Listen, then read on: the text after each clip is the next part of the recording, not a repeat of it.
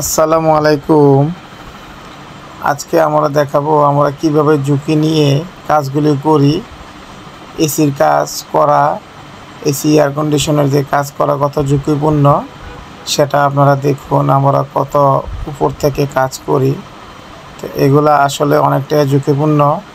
এর মাঝে আমরা বর্তমান যেই গ্যাসগুলো ব্যবহার করি 410-এর আর 32-এর, এগুলা খুব প্রেশার, প্রায় 350-400 প্রেশার থাকে এক একটা গ্যাসের সিলিন্ডারের। শুধু গ্যাস প্রেশারই থাকে এটা। তারপরে আছে এর মধ্যে ময়লা, অনেক কাঁচরা থাকে ভিতরে, জং থাকে ভিতরে, গাদ থাকে ভিতরে। এরকম অনেক ময়লার কারণে এসিগুলাতে কম্প্রেসারের তৈলগুলো নষ্ট হয়ে তারপর হয়ে যায়।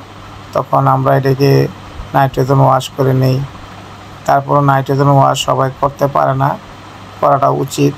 এরপরে এসি ব্লাস্ট হওয়ার কারণগুলা এটাও আমি বলে দেই যে আমাদের এত সতর্কতার পরও এসি ব্লাস্ট হয়ে যায়। কারণ এসি বর্তমান যে এসিগুলা আমাদের বাংলাদেশের প্রেক্ষাপটে পুরাতন এসিগুলো আমরা বেশি রিপেয়ার করি। মোটামুটি বর্তমান যে এসিগুলো আছে এগুলার মেয়াদ অনেক কম থাকে। বর্তমান এসিগুলোর কপারের মান ভালো হয় না, তার মাঝে কিছু কিছু এসিতে অ্যালুমিনিয়ামও ব্যবহার করা হয়। তো এর জন্য গ্যাসের প্রেশার লোড নিতে পারে না, বেশি পুরাতন হলে সমস্যা হয়, ব্লাস্ট হয়। তারপরেও আমরা চেষ্টা করি কপার টিউবগুলোকে ভালোভাবে জ্বালাই করার জন্য, ওয়েল্ডিং করার জন্য।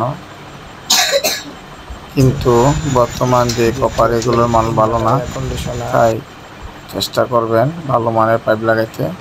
তারপর ভালোভাবে এসি সার্ভিস করে নেবেন। এসি সার্ভিস করে নিয়ে তারপর আপনারা এসি চালাবেন।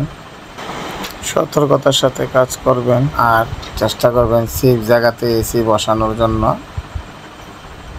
যেখানে সেফ থাকে এখানে বসানোর জন্য আমরা ভালোভাবে ক্লিন করে তারপর ফিটিং করি।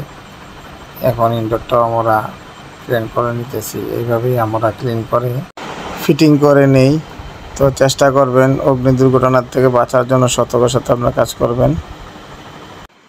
আমাদের ভিডিওটি ভালো লাগলে লাইক, শেয়ার, কমেন্ট ও বেল আইকন চাপুন।